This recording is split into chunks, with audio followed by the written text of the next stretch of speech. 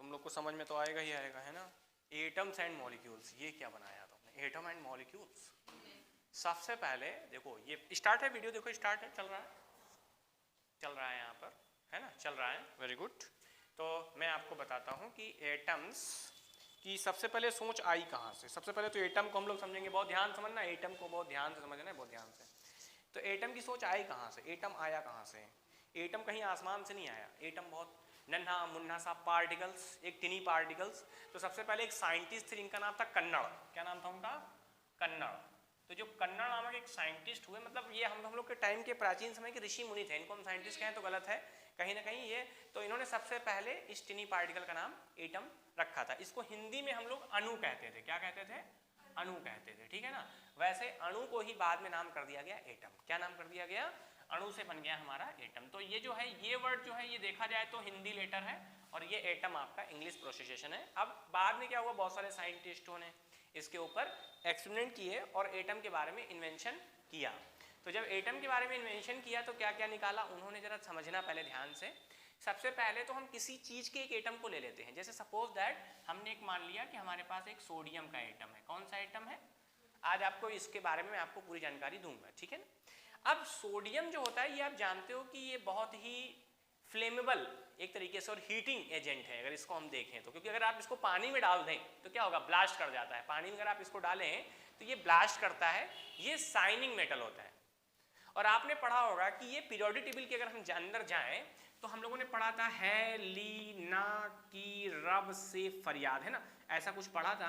तो ये first A group के एलिमेंट में आता है, ठीक है, फर्स्ट ए ग्रुप के एलिमेंट में आता है। दूसरी चीज ये अर्थ क्रस्ट के अंदर मिलता है, ये बात आपको पता होनी चाहिए।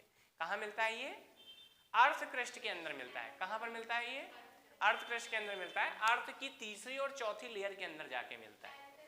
पहले मैं आपको एक छोटी सी एक मोटी मोटी बात बता देता हूँ, आपको ये जान के हैरानी होगी कि जिस पृथ्वी पर हम लोग बैठे हुए हैं, ठीक है, अगर हम इसके 30 किलोमीटर अंदर चले जाएं तो आपको जान के हैरानी होगी कि 30 किलोमीटर अंदर जाने के बाद पूरा लावा है, पूरे लावे के ऊपर हम लोग तैर रहे हैं। पहले ये चीज समझिएगा, मतलब जो इसकी डेप्थ है यहां से यहां तक अगर आप जाओगे तो 30 किलोमीटर के बाद जैसे ही आप 30 किलोमीटर तक जाओगे फिर आपको लावा मिलेगा। क्या मिलेगा, लावा मिलेगा। और लावा इतना गर्म है कि आपके होश उड़ जाएंगे। मतलब आप सोचो कि हम लावे के ऊपर तैर रही है पृथ्वी। मेरी बात समझ में आ रही, पहली बात आपको ये बात समझ में क्लियर है कि ये पूरी की पूरी जो पृथ्वी है ये लावे के ऊपर क्या हो रही है, तैर रही है, ये लावे के ऊपर तैर रही है, ठीक है। अब लावा तो आप जानते हो ज्वालामुखी वाला जो लावा है वही है ये, और कुछ है नहीं। तो अब यहाँ पर क्या है कि बहुत सारी अर्थ क्रस्ट हैं। देखो इधर देखो, जैसे यहाँ से हम जाए, मान लो यहाँ थोड़ी दूर में 5 किलोमीटर की मान लिया, फिर 5 किलोमीटर की मान लिया, फिर तो इस तरीके से बहुत सारी अर्थ क्रस्ट है यहाँ पर, ठीक है। अर्थ क्रस्ट का मतलब है कि अर्थ के सरफेस को फाड़ते हुए जब हम अंदर जाएंगे उन्हीं को अर्थ क्रस्ट बोला जाता है, जियोग्राफी में अगर आप जाएं थोड़ा समझें, है ना। तो जो अर्थ क्रस्ट होती है उस अर्थ क्रस्ट की जब हम तीसरी चौथी लेयर पर जाके पहुंचते हैं तो वहां पे हमें सोडियम मिलता है। कहां पे मिलता है, सोडियम मिलता है, ठीक है। तो इसको निकालना भी इतना आसान नहीं है, ठीक है। दूसरी चीज इसको समझाते हैं, शाइनी मेटल होता है। आपको अपनी नाइफ से, आप घर में नाइफ उठाइए, चक्कू उठाइए, उससे आप इसको काट सकते हैं, लेकिन भूल कर भी आप इसको पानी में मत डालिएगा कभी, क्योंकि अगर आपके हाथ में आया और आपने इसको पानी में डाला तो ये ब्लास्ट कर जाता है। क्या कर जाता है, ये हाईली फ्लेमेबल होता है, तुरंत ही आपको पकड़ता है, ठीक है ना। तो ये इस तरह का मेटल होता है। जैसे हम लोग सोडियम, तो सोडियम के अगर हम एक एटम की बात करें, किसकी बात करें, एक एटम की बात करें, तो अगर सपोज दैट हम एक एटम ले लेते हैं, क्योंकि हम ये जो चैप्टर पढ़ने जा रहे हैं ये हम एटम की नजर से पढ़ेंगे, थोड़ा सा और चीजों की नजर से पढ़ेंगे। तो जो इसका एटॉमिक नंबर है वो कितना होता है, एटॉमिक नंबर शायद भी बताए, एटॉमिक नंबर 11 मिलेगा आपको। इसका एटॉमिक नंबर कितना मिलेगा, 11 मिलेगा, ठीक है ना। अब कुछ चीजों को पहले डिस्कस कर लेते हैं। जैसे कि आपने देखा होगा बुकों में यहाँ पे ऐसे कुछ लिखा होता है, फिर यहाँ पे कुछ लिखा होता है, फिर यहाँ पे कुछ लिखा होता है। तो ये क्या है और ये क्या है, ये क्या है और ये क्या है, ये क्या है ऊपर वाला हमारा, हाँ मास नंबर है, वेरी गुड, ये हमारा मास नंबर है, ठीक है, ये मास नंबर है। और नीचे वाला एटॉमिक नंबर है, ठीक है ना, नीचे वाला एटॉमिक नंबर। अब इन दोनों को पहले हम समझने की कोशिश करेंगे, ठीक है, ऐसा लिखा होता है। तो यहाँ पे क्या होता है और यहाँ पे क्या होता है। यहाँ पे जैसे आप देखोगे तो यहाँ पे आपको 11 मिल जाता है, अगर आप बुक में चेक करें तो यहाँ 11 भी मिल जाएगा। ऊपर हम 22 या 23 भी लिख सकते हैं, 23 यहाँ पे आपको देखने को मिलता है, ठीक है। तो पहले हम इसको बहुत ही तेज तर्रार नजर में इसको पढ़ने की हम कोशिश करेंगे। क्या करेंगे, तेज तर्रार नजर में इसको पढ़ने की कोशिश हम करेंगे। तो सबसे पहले ये समझते हैं कि जो 11 है ये हमें क्या क्या बताता है, पहले तो हम ये समझेंगे है। 11 हमें क्या क्या बताता है? तो सबसे पहली चीज तो आप ये समझिए कि ये हम लोगों ने एटॉमिक नंबर लिखा है जिसको हम लोग 11 कहते हैं। ये है प्रोटॉनों की संख्या, यही प्रोटॉन नंबर होंगे, ध्यान से समझिए। मतलब अगर मैं बात करूं एटॉमिक नंबर, प्रोटॉन नंबर और इलेक्ट्रॉन नंबर, ठीक है ना, अभी मैं बात बताऊंगा ये कहां से निकल के आ रहे हैं, तो ये सब 11 होंगे। क्या होंगे? ये सब आपस में बराबर होंगे और 11 होंगे। मतलब अगर यहाँ पर कुछ भी लिखा हुआ हमें मिल जाए एटम के नीचे यहाँ पर, है ना, तो उससे हम ये चीज पता लगा सकते हैं कि यहाँ पर उसके पास कितने इलेक्ट्रॉन हैं या कितने प्रोटॉन हैं या कितना एटॉमिक नंबर है। ठीक है, बस यहाँ से क्या चीज नहीं पता चल सकती, यहाँ से न्यूट्रॉन नहीं पता चल सकते। क्या नहीं पता चल सकते? यहाँ से न्यूट्रॉन नहीं पता चल सकते। अब थोड़ा एटम के अंदर जाते हैं और उसको समझने की कोशिश करते हैं। ठीक है, तो सबसे पहले इतना तो लिख लिया होगा, नोट भी कर लिया होगा आपने, मैं इसको रफ कर देता हूँ। ठीक है, ये बहुत अच्छा नोट किया है तुमने, तो उसके हिसाब से फिर आगे चलते हैं ना। देखो इतनी बात समझ में आ गई? क्लियर है? ठीक है ठीक है ठीक है। अब जरा हम लोग समझने की कोशिश करते हैं कि एक साइंटिस्ट थे, उनका नाम था बोहर। तो बोहर ने एक फॉर्मेट दिया था कि कैसे हम एटम के अंदर इलेक्ट्रॉनों को फुलफिल करेंगे। क्या करेंगे? कैसे हम इलेक्ट्रॉनों को फुलफिल करेंगे, तो उसका मेथड दिया था उन्होंने 2n स्क्वायर नियम, 2n स्क्वायर रूल दिया था। कौन सा स्क्वायर रूल दिया था? 2n स्क्वायर रूल बोहर ने दिया था। एक साइंटिस्ट थे और इन्होंने ही बताया कि कैसे इलेक्ट्रॉनों को हम फुलफिल कर सकते हैं एटम के अंदर। ठीक है, तो सबसे पहले इसको समझते हैं। जैसे कोई एटम होता है तो ये जो पॉइंट होता है ये उसका न्यूक्लियस होता है। क्या होता है? ये उसका न्यूक्लियस होता है। ठीक है, ये उसका न्यूक्लियस है। न्यूक्लियस में आपको एक बात याद कर लेनी है, न्यूक्लियस में ऑलवेज प्रोटॉन एंड न्यूट्रॉन रहते हैं। कौन रहता है?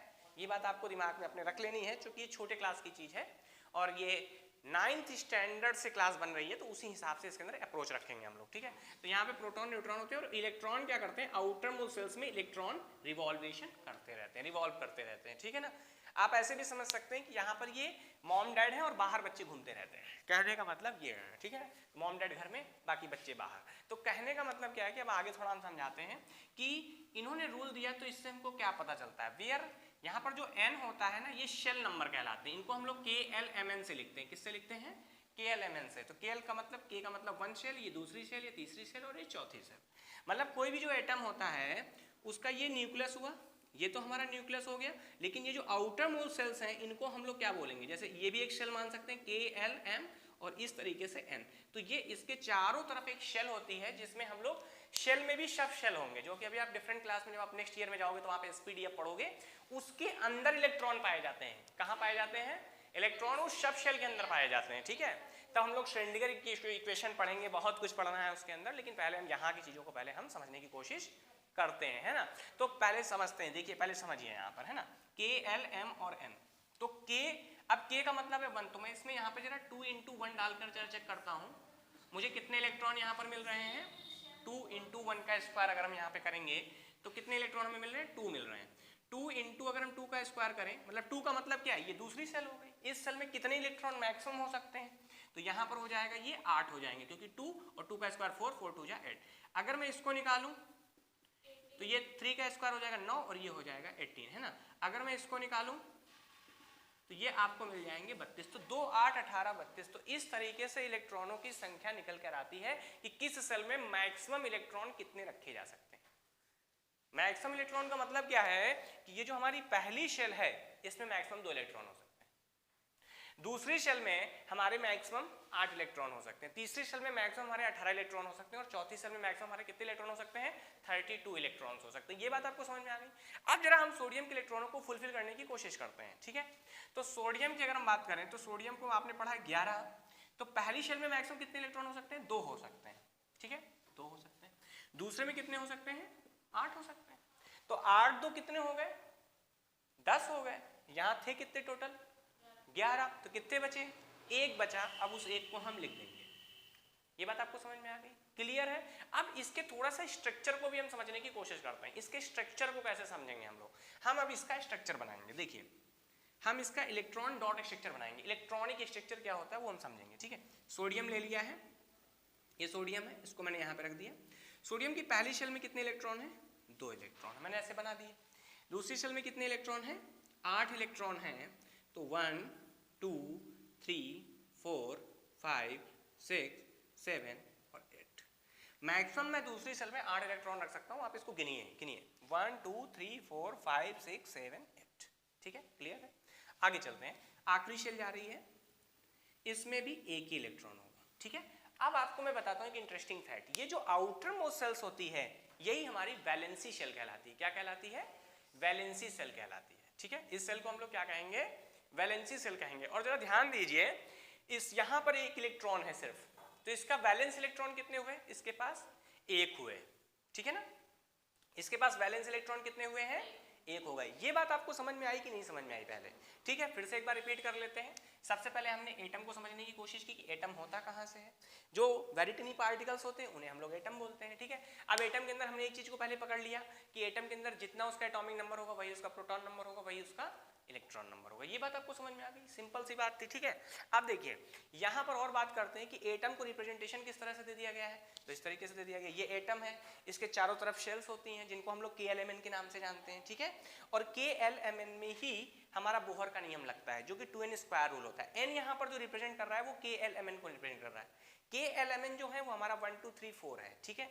अब अगर हम इनके स्क्वायर को ओपन करें तो यहाँ पर देखो 2 8 18 और 32 आपको देखने को मिल जाते हैं। क्या देखने को मिल जाते हैं? 2 8 18 32, ठीक है। चूंकि 11 इलेक्ट्रॉन थे यहाँ पर, जरा समझिएगा, यहाँ पे 11 इलेक्ट्रॉन थे तो पहली शेल में हमने दो रख दिए, दूसरे में 8 रख दिए और तीसरे में क्या रख दिए? एक इलेक्ट्रॉन रख दिया। बताइए ये बात आपको समझ में आई कि नहीं समझ में आई पहले अच्छे से? ठीक है, तो मैं इसको रफ करके थोड़ा सा क्लोरीन के ऊपर भी डिस्कशन करता हूँ, ठीक है ना। क्लोरीन, ठीक है। क्लोरीन को वैसे हम लोग किस नाम से जानते हैं? एक बहुत इलेक्ट्रोनेगेटिव कंपाउंड है, मोस्ट इलेक्ट्रोनेगेटिव। उससे ज्यादा अगर इलेक्ट्रोनेगेटिव पूरी पीरियोडिक में है तो कौन है वो? फ्लोरीन है, फ्लोरीन।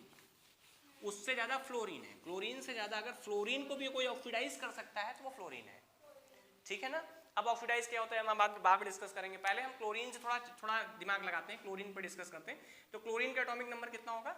17। तो जरा बताइए अगर इसका 17 एटॉमिक नंबर है तो प्रोटॉन संख्या कितनी होगी? 17। और इलेक्ट्रॉन नंबर भी कितने होंगे इसके अंदर? 17 होंगे। तो कोई दिक्कत तो नहीं आंसर करने में। मान लीजिए कोई पेपर में आ गया कि कोई एक एटम है Z जिसका नंबर है 51, एटॉमिक नंबर है 51, तो इसका मतलब ये क्या बता रहा है? ये बता रहा है कि इसमें प्रोटॉन नंबर भी 51 है, इलेक्ट्रॉन नंबर भी 51 है। ये बात आपको समझ में आ गई? क्लियर है? अब देखो समझो, पहले हम क्लोरीन को डिस्कस कर रहे हैं। तो क्लोरीन का बोहर के नियम से अगर हम जाएं तो पहली शेल में कितने इलेक्ट्रॉन रख सकते हैं? 2। दूसरे में मैक्सिमम कितने रख सकते हैं? 8। भाई हमने यही तो पढ़ा ना कि बोहर के नियम में हम पहले में 2, फिर 8, फिर 18 और फिर 32 और फिर 50 तक भी जा सकते हैं, ठीक है। अगली शेल में जाओगे तो 50 भी मिल जाएगा, ठीक है। तो 2 8 10 हो गए, ठीक है ना। 2 8 10 हो गए, बचे कितने रह गए? 7 इलेक्ट्रॉन्स। तो मैंने यहाँ पे 7। अब मैं अगर इसका स्ट्रक्चर बनाऊंगा तो क्या बनेगा? जरा देखिए, इलेक्ट्रॉनिक स्ट्रक्चर अगर मैं बनाऊंगा तो क्लोरीन को सबसे पहले यहाँ रखूंगा, 2 इलेक्ट्रॉन यहाँ पर आ गए, ठीक है। और ये हो गए 1 2 3 4 5 6 7 और 8, ठीक है। एक और स्ट्रक्चर ले लो यहाँ पर, 1 2 3 4 5 6 और ये 7 इलेक्ट्रॉन मिल गए ना आपको अच्छे से? कोई डाउट तो नहीं है इसके अंदर? क्लियर है? अब थोड़ा सा मैं आपको और अच्छे से इसको समझाने की कोशिश करता हूँ, ठीक है। अब देखिए यहाँ पर क्या है कि 7 इलेक्ट्रॉन है। रूल एक और है यहाँ पे पढ़ने वाला कि ये जो स्टेबिलिटी का खेला होता है, हम दोस्ती यारी क्यों करते हैं क्लास में? जरा कोई बताएगा? इसलिए करते हैं कि कॉपी मिल जाएगी। दोस्ती रखेंगे तो वो बाहर ले जाएगा तो कुछ खिला पिला देगा, है ना। यही दोस्ती यारी का चक्कर है, और तो कोई चक्कर है नहीं यहाँ पर। तो उसी तरीके से यहाँ पर भी क्या होता है कि ये जो एटम्स होते हैं, जब ये एटम्स आते हैं पास, जब ये एटम्स पास आते हैं तो इनमें भी बॉन्ड बन जाते हैं। क्या बन जाते हैं? सुनना, ध्यान समझना, मैं आपको बहुत कुछ बताने वाला हूँ यहाँ पे, वो चीजें आपको पता नहीं चलेंगी, बहुत ध्यान समझिए। तो यहाँ पर क्या होता है, एटम्स जब पास आते हैं तो बॉन्ड बना लेते हैं। क्या बना लेते हैं? एटम बॉन्ड बना लेते हैं। अच्छा, इसके आउटर मोस्ट शेल्स में कितने इलेक्ट्रॉन है? 7 इलेक्ट्रॉन है। ये बात आपको समझ में आ गई? अब थोड़ा सा हम आपको एक चीज और समझाएंगे, इतना समझ में आ गया होगा आपको अच्छे से, है ना। देखिए, तो सबसे पहले हम देखेंगे फॉर्मेशन ऑफ, हम लोग फॉर्मेशन समझेंगे, फॉर्मेशन ऑफ NaCl कंपाउंड। हम लोग NaCl फॉर्म का, NaCl को देखेंगे कि NaCl बन कैसे जाता है। सबसे पहले तो ये समझने की कोशिश करेंगे कि NaCl कैसे बन जाता है। अब देखिए, थोड़ी देर पहले मैंने अभी आपको समझाया था कि ये क्लोरीन है, ठीक है ना, ये तो आपने पढ़ा था क्लोरीन है। अब क्लोरीन के आउटर मोस्ट शेल्स की अगर हम बात करें तो हमने यहाँ पे पढ़ा था कि 2 8 7 होते हैं क्लोरीन का, ठीक है। तो यहाँ जो आउटर मोस्ट शेल्स के इलेक्ट्रॉन होंगे यही वैलेंसी इलेक्ट्रॉन होंगे, है ना। तो इनको मैं यहाँ पे रिप्रेजेंट करता हूँ, 1 2 3 4 5 6 और 7। इतनी बात समझ में आ गई? क्लियर है आपको? अच्छा, इसके साथ हम जरा यहाँ पर सोडियम को रिप्रेजेंट करते हैं। क्या करते हैं? सोडियम को रिप्रेजेंट करते हैं। तो सोडियम के साथ क्या होगा यहाँ पर, जरा समझो। ये सोडियम है हमारा, ठीक है। अब सोडियम में आपने पढ़ा था 2, 8 और 1, 2, 8 और 1 होगा ना, यहाँ पर देखो 2, 8 और 1 हमको देखने को मिलेगा, ठीक है। तो हम क्या करेंगे, इसमें हम यहाँ पर एक इलेक्ट्रॉन यहाँ पे ऐसे लगाते हैं, कोई दिक्कत। ये देखिए इसमें 7 इलेक्ट्रॉन है, 1 2 3 4 5 6 7, और इसमें कितने हैं, 1 इलेक्ट्रॉन है, ठीक है। अब ये जो 1 इलेक्ट्रॉन है इसको देखो कैसे रिएक्शन होती है वो मैं आपको समझा रहा हूँ। आप किताब में क्या देखते हो, किताब में आपने देखा कि ऐसे लिखा होता है NaCl और ये जाके बन गया NaCl, ठीक है, ऐसे तो लिखा होता है। लेकिन कभी सोचने की कोशिश करो कि ऐसा होता क्यों है, ऐसा होता क्यों है, उसका क्या फॉर्मेट है वो मैं आपको बताता हूँ। देखो यहाँ पे कितने इलेक्ट्रॉन है टोटल, 1 2 3 4 5 6 7 इलेक्ट्रॉन है। यहाँ पे कितने इलेक्ट्रॉन है, 1 इलेक्ट्रॉन है। तो ये क्या करेगा, ये अपने 1 इलेक्ट्रॉन को इसको दे देगा, क्या करेगा, 1 इलेक्ट्रॉन को अपना दे देगा, इसीलिए इसके ऊपर क्या हो जाता है, चार्ज आ जाता है इस तरीके से। लेकिन इसको थोड़ा पहले और समझने की हम कोशिश करेंगे कि ये लोग करने वाले क्या हैं, जरा देखिए। ये है Na और ये है Cl। Cl के पास कितने इलेक्ट्रॉन है, Cl के पास 7 है। Cl के पास कितने हैं, तो Cl क्या करेगा, 1 2 3 4 5 6 और 1 अपना अंदर रख देगा। पूरी बात समझ में आ गई आपको। और ये वाला जो अपना ये वाला ये जो है यहाँ पर, ये Na अपना यहाँ पे एक रख देगा, कोई दिक्कत। ये जो स्ट्रक्चर मैंने आपको समझाया इसको बोलते हैं Louis dot structure, Louis dot structure cross method, ठीक है। तो इसको भी समझिएगा, ये नेक्स्ट ईयर आपको मिलेगा अभी से, लेकिन इसको पकड़ लोगे तो अच्छा रहेगा। अब देखिए 1 इलेक्ट्रॉन इधर से आया और 1 इलेक्ट्रॉन इधर से आया, ठीक है।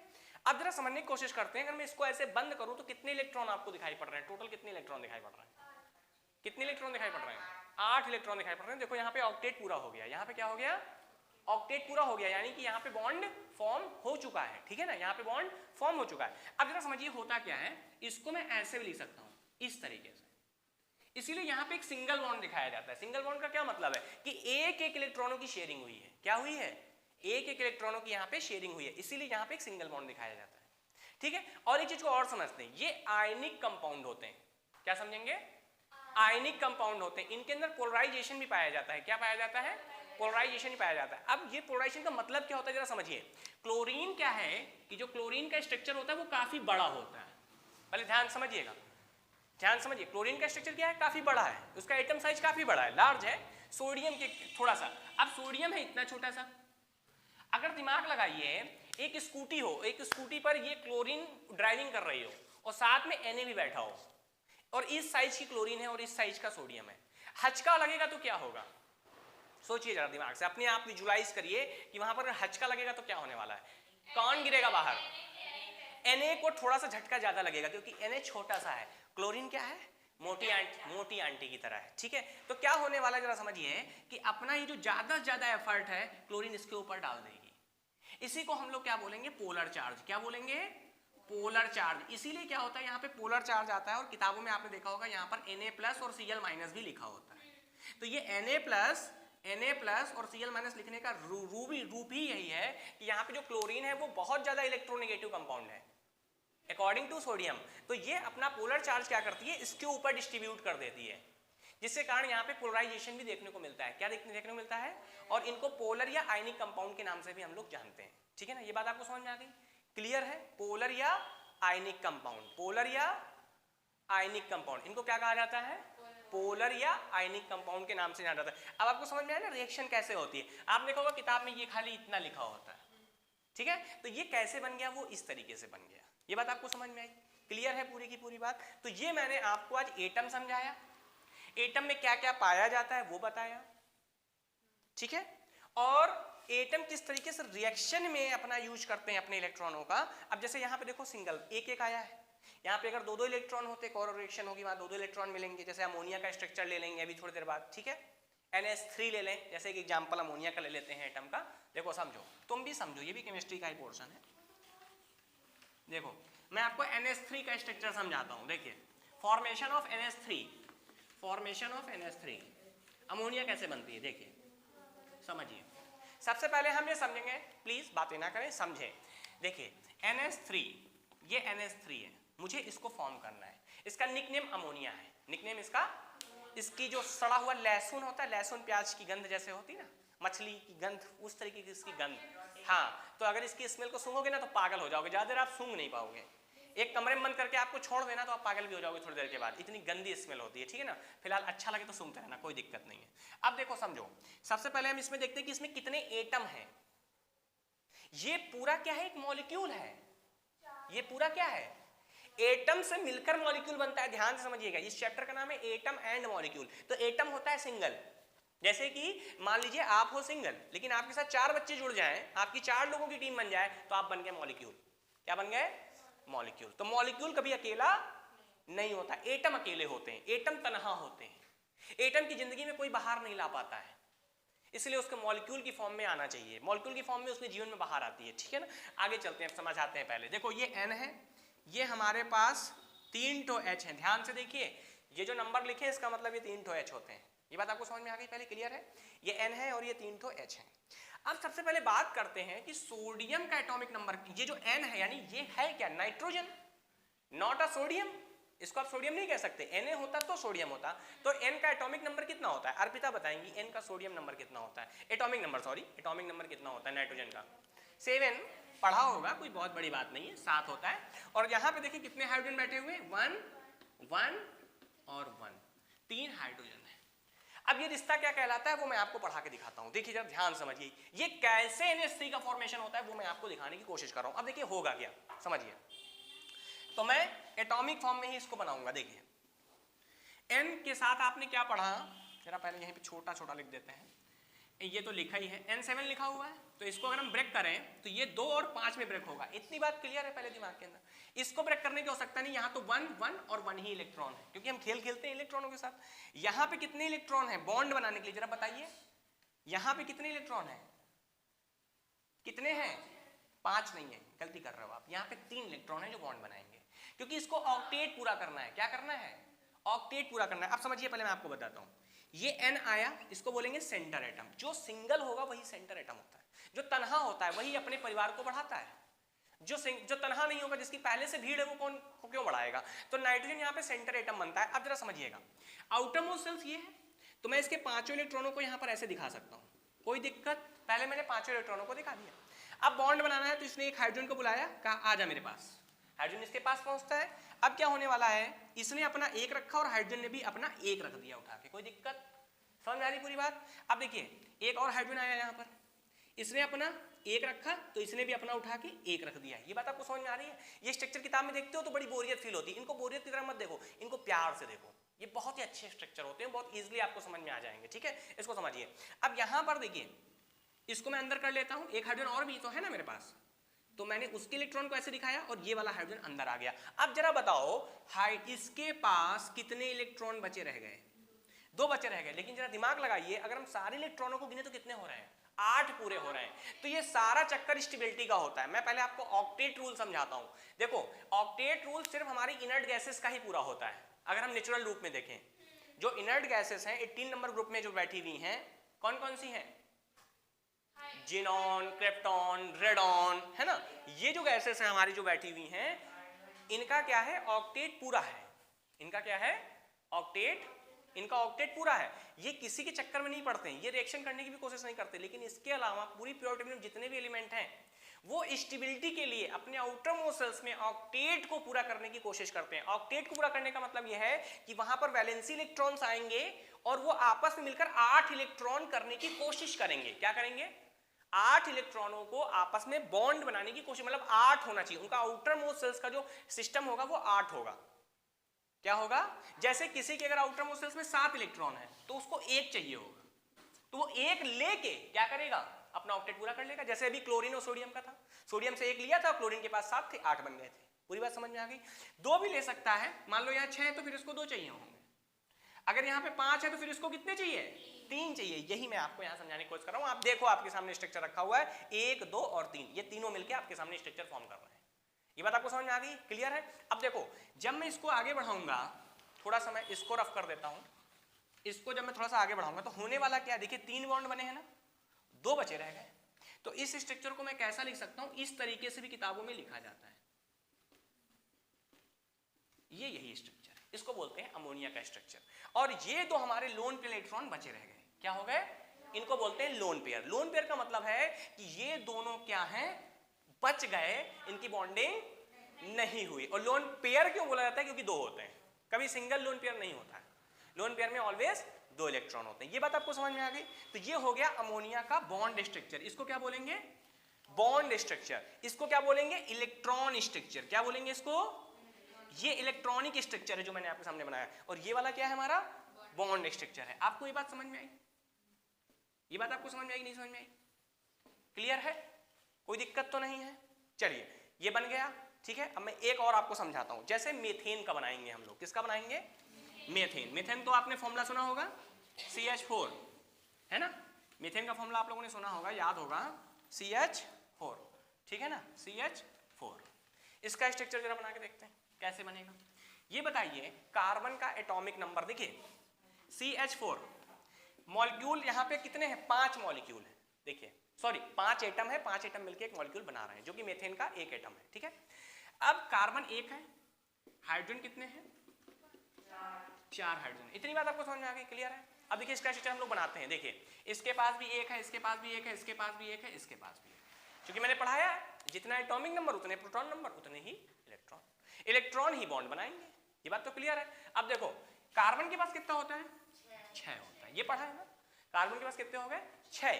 तो अगर मैं इसको बोहर के रूल में तोड़ूं तो पहले में आएंगे 2 और दूसरे में कितने आ जाएंगे? 4। इनको तोड़ने की तो सकते नहीं है, तो एक ही एक रखे हुए तो कोई दिक्कत ही नहीं है। अब देखो होगा क्या, यही 4 तो बॉन्ड बनाएंगे।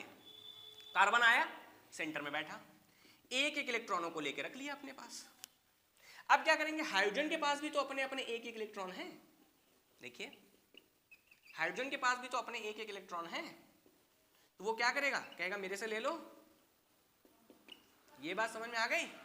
ये है, तो इसको बोलते हैं इलेक्ट्रॉनिक स्ट्रक्चर। इससे कंफ्यूज ना होइए, डरिए नहीं। ये बहुत सीधे और चुप्पे चाप बिल्कुल शांत होते हैं, ठीक है। ये बात आपको समझ में आ गई? अब इसको बनाओ फिर से। देखो इसको आप ऐसे भी बना सकते हैं। ये बात आपको समझ में आ गई?